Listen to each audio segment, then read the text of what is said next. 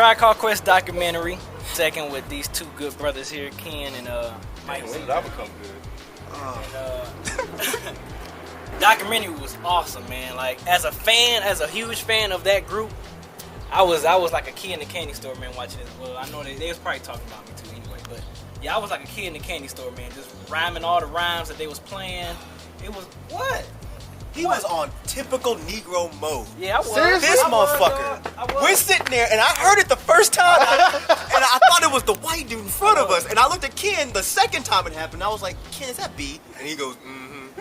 Yeah. And it wasn't like he was rhyming it like, you know, this fool. Like he was at a concert. Like he was at a concert. Yeah, he was rhyming it too, though. I'm like, dog, we had a movie.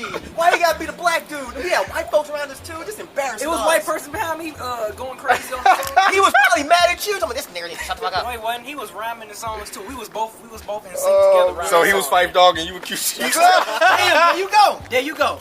But man, that movie was awesome, man. I like how it explains how Jerobi got out the group, because I was always curious about that as a fan. Like after their first album, I was like, damn, whatever happened to Jerobi? Like they kicked his ass out or whatever. But that documentary kind of, you know, took a good in-depth explanation of why he left the group. And I didn't know Q-Tip and Phife was beefing like that, man. Like, did y'all knew that? I mean, like, huh? You remember Phife dropping a diss track on him? What was it called? I forget the name of the track though. Where he was talking about his hair. You don't remember that? Yeah, I don't remember that one. Wait a minute, are y'all serious? You don't remember Phife releasing that track? No. Where he said something about, you know, you having a Maxwell afro, or you going for the Maxwell look? I remember that. Yeah, that was when you knew they were beefing, and he was talking about him on interviews. Yeah, I wasn't reading Q-Tip interviews like that. No, it was Phife's interview. He was talking about Q-Tip. It was Phife the one that had the beef with Q. It wasn't the other way around. I wasn't reading up on Phife. Like once they broke up, I was like, damn, like, you know, it was broken. Yeah, it was like the end. But I'm glad they wasn't still trying to push the envelope and, you know, make 3 more albums or whatever. I'm glad they ended it the way they on a good note. You know what I'm saying? Left their legacy, left a good imprint stamp in the hip hop culture, man. And yeah, it was great. What you think, Ken? You know what, man? I didn't know what to actually think going in. Typical, I think, first 20 or so minutes. Shit, I was sleepy. You were what? Sleepy, man. I was like, damn, this shit. But it picked up, you know, and not saying it was boring me, just, you know, I was tired. But overall, man, I thought it was a great documentary. I thought it was definitely something we needed.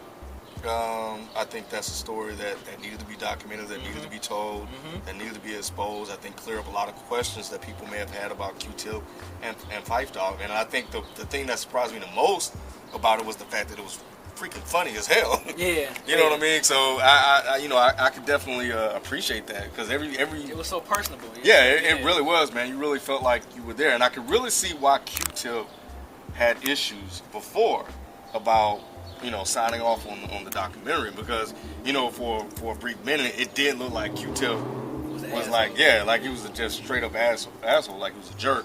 And I'm glad the way that it ended toward the end, where it showed that they meshed and they got back together, man. It really showed a lot of sentimental moments with Jerobi, you know, with his, you know, feelings for Phife Dawg. So I mean, I think, man, everybody, man, if you are a fan of hip hop, period, you need to go check this documentary out, man, because I mean, it's just needed, and I'm glad that we had a chance to see it. I'm glad it came to Atlanta. So I thought it was dope. I thought it was ill. And I was glad I was able to witness all these albums come out growing up. I mean, listening to all that stuff, having them, you know, seeing them doing all them songs just took me back. So it was just like, man, I was so fortunate to be growing up in a time of hip hop when that music was coming out and stuff. And I just remember buying those tapes and stuff, man, when them joints was coming out. And was just like, golly, man, these dudes are amazing. And Questlove said an interesting statement.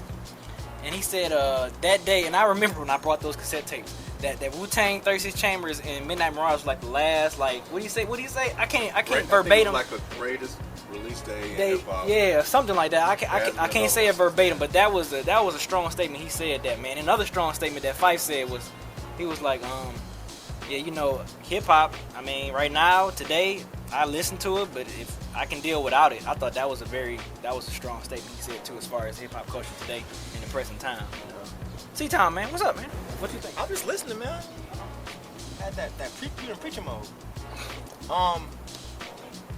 No, I agree with both of y'all. I thoroughly enjoyed it. I thought, even aside from it being a Tribe documentary, I thought it was a really, really good hip hop documentary. Like, we don't really have too many really good hip hop documentaries that chronicle classic hip hop groups, you know. So it was really cool to see the background of how one of the best hip hop groups of all time started. And it was awesome to see one of my favorite groups pulled in there, De La Soul. It was nice to see them, you know, interacting. You know, and I also thought it was cool that we're focusing on a group that really changed a lot of things with hip hop. You know, they weren't doing your typical music. You know, even throughout all of their albums, they always changed up and they always pushed the envelope. And it was just cool that we focused on such a classic, legendary group. You know, it really made me think that kids today, and I know I'm gonna sound like an old man, but it really made me think how kids today just don't have it anymore, man. It's like if there was a hip hop documentary made today, it's like, who would we make it about? And would it really be that interesting? Because it's like when you're watching, I want you guys to think about this. When you watch that entire documentary, you didn't see one instance of them being at the strip club. You didn't see one instance of them sitting around drinking beer. You didn't see one instance of them smoking weed. You saw them rhyming, writing songs, and having discussions. It's like, now, fun, man. if we were seeing a documentary now made about someone like Wayne or someone like that, it would just be them sitting around fucking smoking weed, not really talking about anything interesting. It was like, Tribe was really trying to do something. You know, they were really trying to do something. They were trying to start a movement in hip hop, and they did. You know, you don't have that nowadays. You really don't. So it just made me appreciate the time that I grew up. It made me appreciate the era of hip hop that I grew up listening to. You know, De La, you know, Tribe. It made me really appreciate that. And I kind of feel sorry for kids that didn't really get that, you know, and don't really understand that. Yeah, man. It was for a moment. I sat there and was watching, and I was like, became not necessarily depressed, but like, damn. Like, to remember hip hop, to grow up, like you said, in that era, that age, man, when you had all of these. Like, the thing about A Tribe Called Quest is they were everywhere. You know what I'm saying? They were north, east, south. No matter where you lived, you enjoyed and experienced The Tribe Called Quest. And with the type of music that they were making, they were not sectioned off to a particular area. And so to be able to enjoy and appreciate that. So to have De La Soul, like, I remember playing those albums, man. I remember buying those albums. And the joy that I received from that. And I just thought about hip hop now, hip hop today. You don't get hype like that when you buy albums. You don't. And nobody's really doing anything innovative like Tribe did. And that's a really fucking good point that you said, like, that they weren't specific to an area. Like, if you didn't follow hip hop or follow Tribe, if someone told you they were from Oklahoma, you'd believe it. Yeah. If someone told you they were from Canada, you'd believe it. Yeah. You know, they didn't have a sound that you'd say, oh, these motherfuckers are strictly New York, or these guys are strictly West Coast. They didn't have that. They just had an innovative hip-hop sound that nobody else had when they came out. And that's what I've always appreciated about that group. I don't want to leave out the diversity that we saw in the crowd. Oh, definitely. You know, that was a big surprise. I mean, we definitely saw a lot of course, people our age and older, but to see white people in there as well, you know, and to see old white people in there, you know, I don't, like you said, I don't know if they came to the wrong film, but either way it go, man, I think to see that diversity in that crowd, you know, showed how A Tribe Called Quest transcended the racial barriers during the time. We're talking about, they came out in 88 or so. So they were one of the groups like De La that made it really kind of okay for a lot of white people to come to the hip hop show. And when you think about what they were talking about in their lyrics, the way they were dressed, like they were showing the videos of the dashikis and shit. Black Thought was like, if you really think about that, like, and I think that's kind of what attracted us and white people. It was like, these guys are different. I mean, again, there's just not a group like that now that can really pull that off. That really had Oh, you know what? I gotta say this. My favorite part of the documentary, was Q-Tip digging in the crates, finding records, then going back to his house and showing how he made the beats. That shit gave me goosebumps. Oh, yeah. That shit gave me goosebumps. You don't see motherfuckers doing that now. It's like this dude, he takes a vinyl record, puts it on the record player. He's showing you how he made the drum sound. That was amazing. Can I kick it? That's amazing to me. That's amazing to me. That was like that was easily my favorite part of the whole thing. Pharrell was getting goosebumps, and you know Pharrell is like how big of a producer and musician is he? And he was just getting goosebumps just talking about Tribe. That was like, man, that's crazy.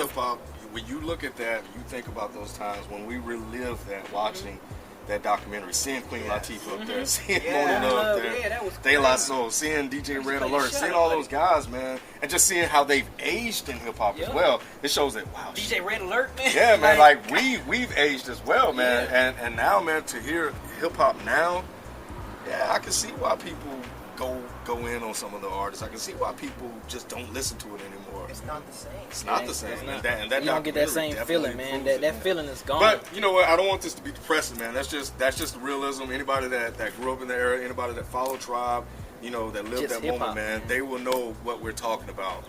All in all, the documentary was great. I actually want to watch it again. Yeah, me too. And as soon as it drops on Blu-ray, I'm copying it. Blu-ray, oh nigga, high fashion. That's what I'm talking about, boy. Blu-ray. We don't fuck with DVDs up in here.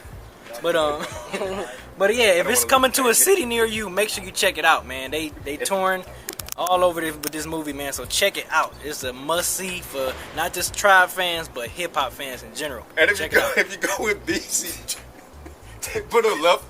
Depending on which ear you sit, put an earplug, because you're gonna rap the whole. Yep, I'm gonna rap the whole album. So you know what? They gonna put me on spot. Damn it, I'm gonna rap the whole album if you sit next to me. God, I was sitting next to Fife Dog. Thank you. The whole group. I was sitting next to the whole. And not only was this man spitting lines though. Not only was he spitting lines, he was answering motherfuckers on the screen. If somebody came out and they were like, "Man, do y'all remember hip hop?" Yeah, I do. This was a great moment in hip hop. Yes, it was. He was like he was at church. B was at church watching this documentary. No. The buffoonery came out of me.